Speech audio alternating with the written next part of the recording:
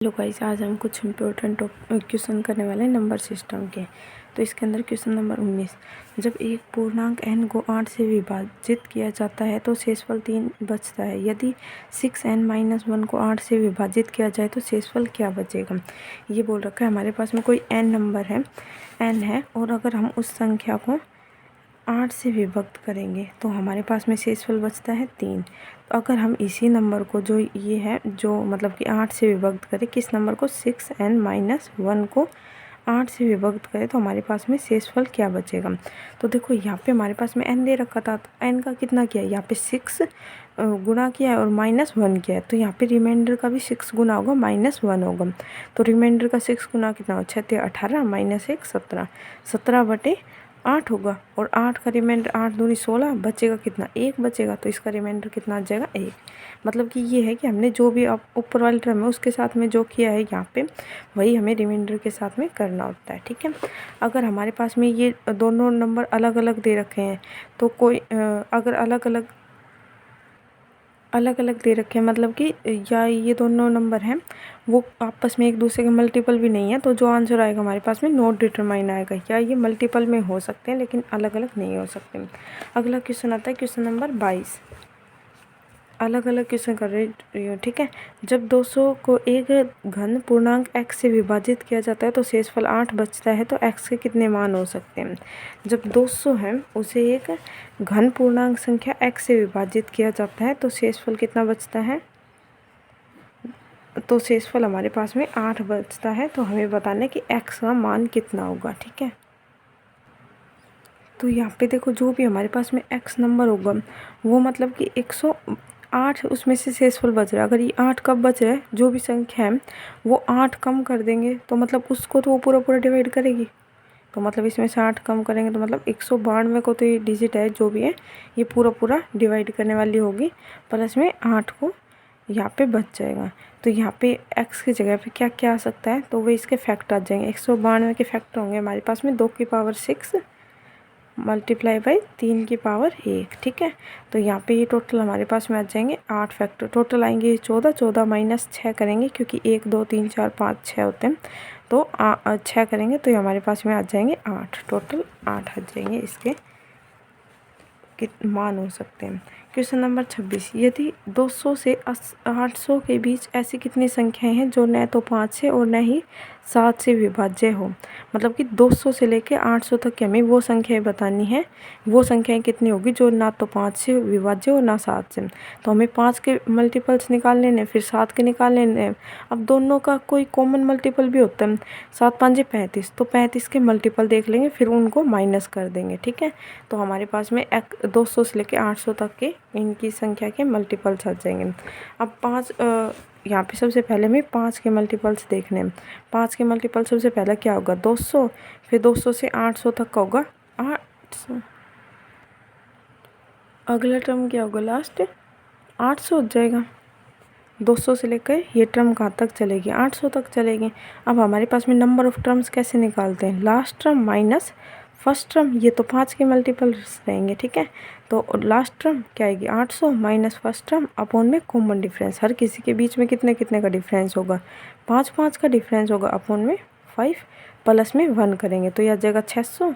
600 बटे 5 करेंगे तो ये आ जाएगा हमारे पास में 6 12 120 121 हो जाएगा। मतलब 121 नंबर्स ऐसे हैं जो 200 से लेके 800 तक जो कि 5 के मल्टीपल। अब 7 के मल्टीपल कैसे देखेंगे, 200 के अंदर अगर हम 7 का डिवाइड करेंगे तो वो नहीं जाएगा, कितना रिमाइंडर बचेगा हमारे पास में, 200 के अंदर 7 का करेंगे, 7 दूनी 14, तो यहाँ पे बच जाएगा 7 दूनी 14, तो 6 7 8 के 56, तो 4 बच रहा है हमारे पास में, तो इसके अंदर 4, तो यहाँ पे 6 आ रहा है। और 6 के साथ में क्या ऐसा यहाँ पे क्या डिजिट ऐड करें ताकि हमारे पास में 7 का मल्टीपल हो जाए, तो 63 आता है 7 की टेबल में, तो ये हो जाएगा 203 हो जाएगा फर्स्ट टर्म, 203, फिर ऐसे ही बढ़ता जाएगा ये। और लास्ट टर्म क्या होगी, 799 को हम 7 से डिवाइड करेंगे तो ये आ जाएगा 7 एकम 7, 7 एकम 7, 2 7 चौक 28, 1 बच रहा है तो 1 माइनस कर देंगे तो ये आ जाएगा हमारे पास में 798 तक। तो number of digits last term minus first term upon common difference. तो हर किसी के बीच में मल्टीपल्स ऑफ 7 है तो डिफरेंस कितने का होगा, 7 का होगा, प्लस में 1 करेंगे। ठीक है, तो ये कितना आएगा, आ जाएगा 545, 545 बटे 7, सॉरी 595 बटे 7। तो 7 7 49, 7 8 के 56, 56 3 7 5 35, 85 प्लस में 1 86 हो जाएंगे, क्योंकि प्लस 1 भी तो करना है, तो ये हो गए 86। ठीक है, और 35 के मतलब 7 और 5 के कॉमन मल्टीपल्स भी होंगे, तो 35 के मल्टीपल देख लेते हैं। तो 200 को सबसे पहले अगर मल्टीप्लाई करेंगे 35 से, तो हमारे पास आएगा फर्स्ट डिजिट आ जाएगी हमारे पास में 210, और लास्ट डिजिट आ जाएगी 770। तो नंबर ऑफ डिजिट्स निकालें, last term minus first term upon common difference. Common difference इनके बीच में 35 का है, प्लस में 1। ठीक है, ये कितना है 770 है, माइनस 210 करेंगे तो ये आ जाएगा हमारे पास में, ये आएगा 560 बटे 35।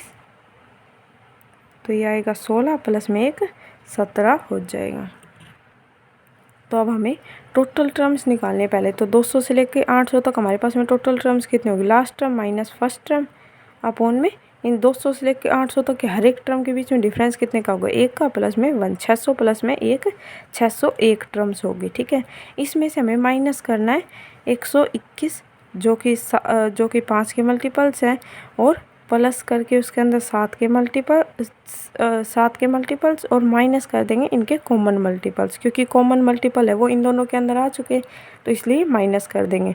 तो ये हमारे पास में आ जाएगा 411 आ जाएगा हमारा राइट आंसर। अगला क्वेश्चन नंबर 28।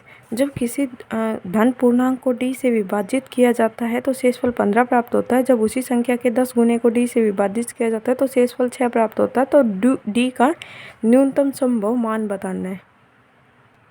हम मान लेते हैं वो संख्या कितनी है, x है। x को d से विभाजित किया जाता है तो शेषफल हमारे पास में 15 बचता है। यदि इस x संख्या का 10 गुना कर दें, 10x को, और d से विभाजित किया जाता है तो शेषफल कितना बचता है, 6।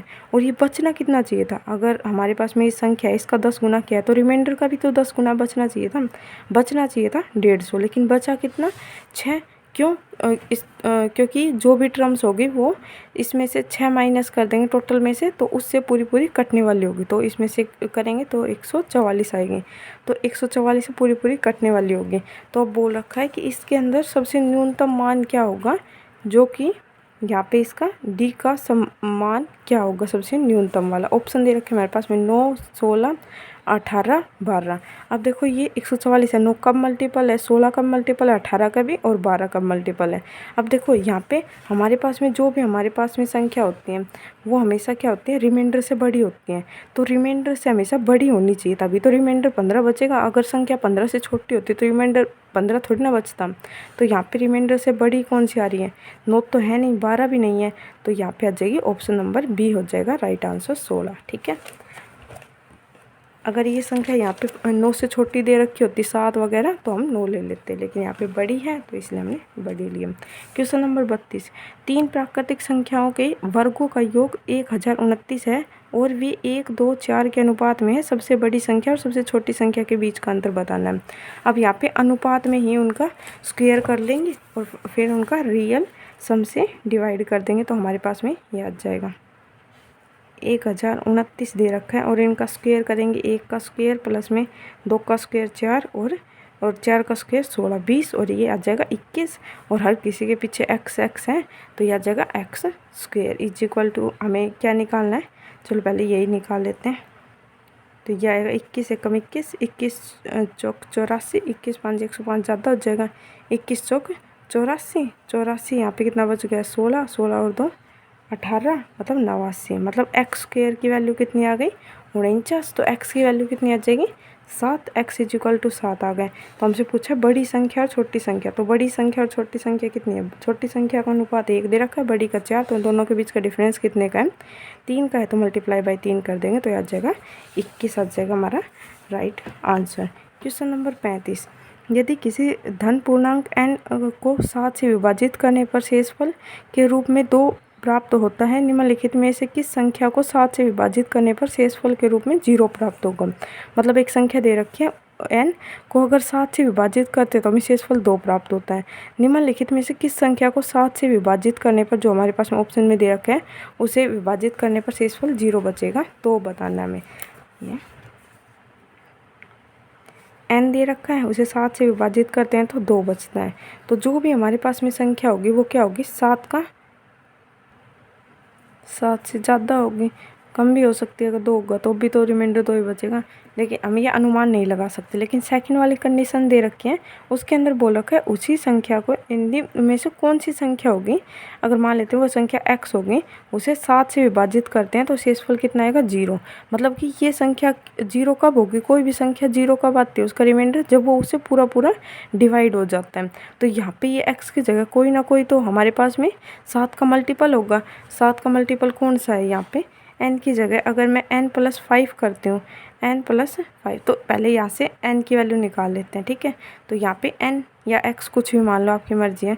n को अगर 7 से डिवाइड करते हैं तो हमारे पास में यहाँ पे रिमाइंडर 0 बचता है, और हमारे पास यहाँ पे क्वोशिएंट आता है 1। तो यहाँ पे हमारे पास में ये आएगा 1 × 7, n की वैल्यू कितनी आएगी, n 7 × 1 प्लस में कोफिशिएंट कितना है, रिमाइंडर ये हमने ये वाली वैल्यू से हम निकाल रहे हैं। ठीक है, इससे तो ये रिमाइंडर 0 ही आ जाएगा, मतलब ये 7 का पूरा पूरा मल्टीपल होगा जो भी हमारे पास में x होगा।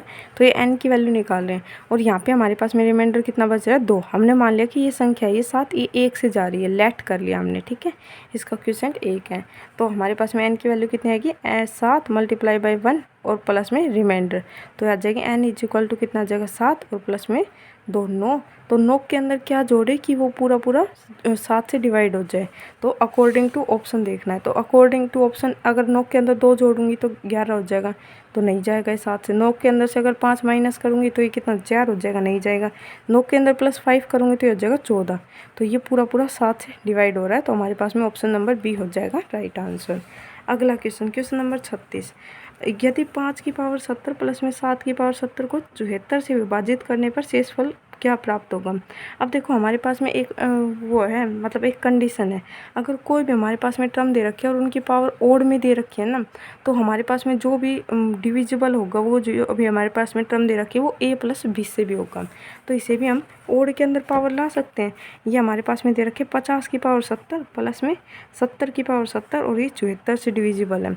तो हम इस पावर को ओड बना सकते हैं आराम से। देखो 2 पावर नीचे आ जाएगी, 25 हो जाएगा, कितनी बच जाएगी, 35 पावर बच जाएगी। तो ये पावर क्या होगी, ओड हो गई। यहाँ पे 49 हो जाएगा, 49 की पावर 35। तो जो भी हमारे पास में 25 की पावर 35 या फिर 49 की पावर 35 है, वो जिस भी टर्म से डिविजिबल होगा वो होगा इन दोनों के सम से भी डिविजिबल होगा। ठीक है, तो इन दोनों का सम कितना आएगा, इन दोनों का आएगा 9 और 5 14 और 1 6 और 1 7, मतलब 74 ही आएगा। और 74 को अगर 74 से हम डिवाइड करते हैं तो हमें शेषफल कितना मिलेगा, 0। ठीक है, तो बी ऑप्शन हो जाएगा हमारा राइट आंसर। क्वेश्चन नंबर 41, यदि 5 अंकों वाली संख्या 676 xy को 3 7 और 11 से विभाजित करते हैं तो 3x - 5y का मान बताना है। अब ये हमारे पास में 5 अंकों की संख्या ऐसी है जो कि 3 7 और 11 तीनों से विभक्त है, मतलब तीनों से विभक्त है। तो जो भी संख्या होगी वो 3 × 7 × 11 तीनों नंबरों से मल्टीपल होगी। तो ये हमारे पास में प्राइम नंबर है, तो इनके बीच में कोई कॉमन डिजिट तो आएगी नहीं, तो इनका मल्टीपल आएगा 7 या 21, और 21 × 11 करेंगे तो ये आएगा 1, और ये 2 और 3, और ये आएगा 2। मतलब जो भी हमारे पास में टर्म आएगी वो 231 से भी डिविजिबल होनी चाहिए। तो इसके लिए हमें क्या करना है, जो भी हमारे पास में x और y दे रखा है ना, इसकी जगह हम डायरेक्ट पुट करके देख लेंगे 9 को, और फिर जो भी हमारे पास में रिमाइंडर बचेगा उसे माइनस कर देंगे उस 9 मतलब पूरी डिजिट में से। हमने मान लिया x की जगह भी 9 और y की जगह भी 9, तो इस पूरी डिजिट को यदि 231 से डिवाइड करूँगी तो मेरे पास में आएगा, तो ये 2 से जा रहे हैं, तो ये आएगा हमारे पास में 462। यहाँ पे लिखने की वैसे कोई ज़रूरत नहीं है, लिखना चाहो तो वैसे लिख सकते हो क्योंकि इसकी तो हमें कोई ज़रूरत ही नहीं है। तो ये आएगा 4 और ये 1 और ये आएगा 2। ठीक है, अब हमारे पास में आ जाएगा 9। अब ये किससे जा रहा है, ये चला जाएगा 9 से, तो ये आएगा हमारे पास में 2079।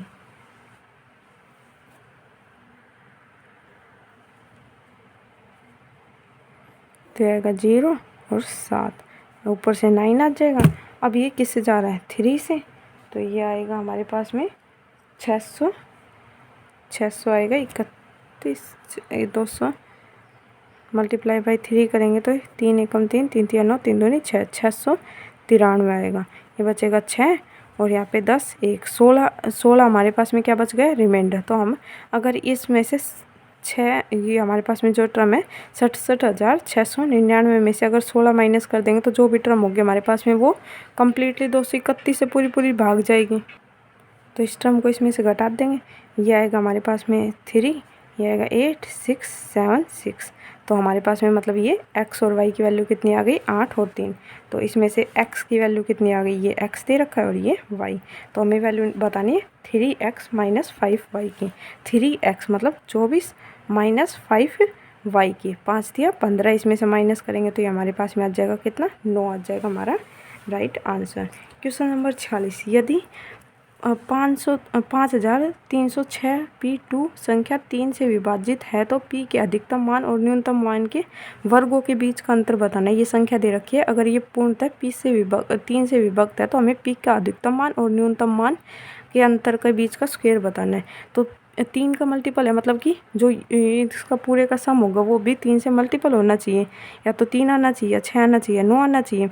तो यहाँ पे हम क्या रखेंगे P की जगह, देखते हैं 5 और ये 3 8, 8 और 6 दूनी 12 13 14, 5 5 और 2 7, 7 की और एक P की जगह हम कितना रख सकते 7 आ गया। तो 7 के अंदर अगर मैं 2 ऐड कर दूंगी तो कितना आ जाएगा 9, और 9 क्या होता है हमारे पास में 3 का मल्टीपल होता है। तो हमने एक वैल्यू ले ली 2, ठीक है। उसके बाद में ये हमारे पास में कितना आ गया था, ये आ गया था 7। 7 के अंदर अगर मैं 8 ऐड कर दूंगी, 7 प्लस में 8, 7 दूनी 14 और 1 15, तो ये आ जाएगा 6 आ जाएगा। और 6 है वो भी मल्टीपल है किसका 3 का। तो एक वैल्यू आ गई हमारे पास में 8। तो मैक्सिमम वैल्यू कितनी आ गई 8, 8 का स्क्वायर 64 माइनस 2 का स्क्वायर कितना आएगा 60 आ जाएगा हमारा राइट आंसर। अगला क्वेश्चन नंबर 52, यदि संख्या P2 से विभाजित है और संख्या Q है वो 3 से विभाजित है तो निम्न में से कौन सा कथन सत्य है।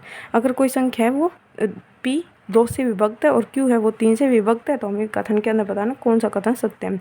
तो जो अगर एक संख्या है वो 2 से विभक्त है और एक 3 से, तो मतलब उनकी मल्टीप्लाई करेंगे तो वो दोनों 6 से विभक्त होंगे। तो ऑप्शन नंबर ए हो जाएगा हमारा right answer. Okay, thank you.